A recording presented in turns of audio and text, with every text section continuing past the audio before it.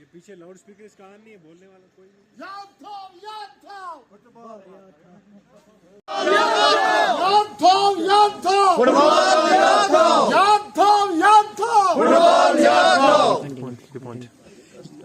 इरशाद साहब आगे बढ़। इंडिपेंडेंट कैंडिडेट रिंगल से नॉमिनेशन इन्हें भरा है, तो इनसे जानना चाहेंगे कि आपके क्या मंशूर हैं इस इलेक्शन को लेके, और आप एज आज़ाद यहाँ पे लड़ रहे हैं, किसी पार्टी के साथ नहीं लड़ रहे, तो आप अपना मंशूर बताइए, क्या मंशूर लेके आगे जाना चाहते हैं।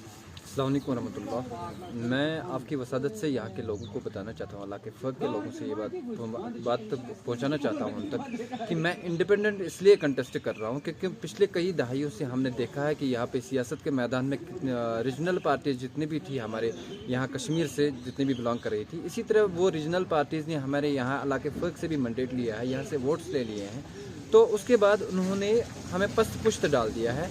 यहाँ इस एरिया में उन्हें डेवलपमेंट के एतबार से आप खुद देख लीजिए, यहाँ के रोड्स देख लीजिए, यहाँ पे कोई हॉस्टल की फैसिलिटी नहीं है, यहाँ पे कोई ब्लॉक की फैसिलिटी नहीं है, यहाँ पे किसी पानी की सुविधा सही तरीके से मैसर नहीं है, इलेक्ट्रिसिटी की मेन प्रॉब्लम है।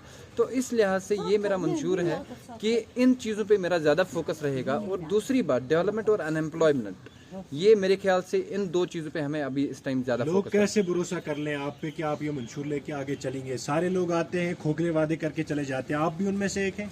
बिल्कुल मैं उनमें से नहीं हूँ। मैं कोई ये कह नहीं सकता है कि मैं उनमें से नहीं हूँ, मैं तो ये नहीं कह सकता हूँ ना मैं उनमें से नहीं हूँ। मगर आज का जो मैंडेट है वो मेरी किसी भी पार्टी की तरफ से नहीं है। मैं बिल्कुल इसीलिए इंडिपेंडेंट कंटेस्ट कर रहा हूँ कि यहाँ के नौजवानों ने, यहाँ के बाइज्जत लोगों ने मुझे खुद मैंडेट दिया। जब उनको भरोसा था मुझ पर, मुझ नाचीज़ को उनने इस काबिल समझा, तब जाके मैं इस फील्ड में आ गया। आप आज़ाद ये इलेक्शन जो आज़ाद लड़ रहे हैं, तो किसी पार्टी से आपने टिकट नहीं ली, इसकी क्या वजूहत है? आपका पॉलिटिक्स का कोई बैकग्राउंड नहीं है?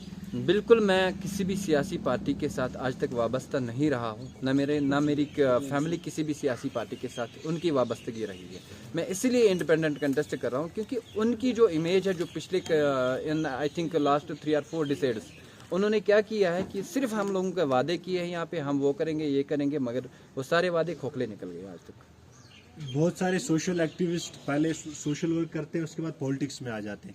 आपका भी पॉलिटिक्स में आना क्यों हुआ? क्या जरूरत पड़ी कि आपको पॉलिटिक्स के इस दलदल में घुसने की जरूरत पड़ी? तो यही वजह था क्योंकि यहाँ का जुल्म सितम देख के जो हमारे साथ नाइंसाफ़ी हुआ, अल्लाह के फ़र्क के साथ आप हर किसी लिहाज से अगर देखोगे, हर किसी लिहाज से हमारे साथ नाइंसाफ़ी हुई, जिसकी वजह से मुझे इस दंगल में आना पड़ा। जी, अब लोग क्या भरोसा रखें आप पे? उनकी जो उम्मीदें हैं उनको आप आगे कैसे लेके चलेंगे? इंशाल्लाह मैं इतना भरोसा दे सकता हूँ इन लोगों को कि आप मुझे एक बार आज मतलब चांस दे दें। इंशाल्लाह आप खुद ही देख लीजिए फिर कि डेवलपमेंट और अनएम्प्लॉयमेंट, इन दो चीज़ों पे मेरा खास फोकस रहेगा। बाकी जितने भी यंग लीडर उभर के सामने आ रहे हैं, यूथ के लिए क्या मैसेज देगी खासकर आप? यूथ में अभी जो मेजर इशू चल रहा है वो है अनएम्प्लॉयमेंट का। उसके लिए हमने मतलब हर किसी इलाके से मैंने कुछ यूथ्स को अपने साथ लिया है। इस इलाके फ़र्क के 10 से 11 गाँव इसमें आते हैं। उन 11 गाँवों से हमने कुछ यूथ्स को लिया है। उनके साथ मीटिंग में तय हुआ कि मतलब अगर फ्यूचर की स्ट्रेटजी क्या रहेगी, उनके साथ तय करके। Thank you.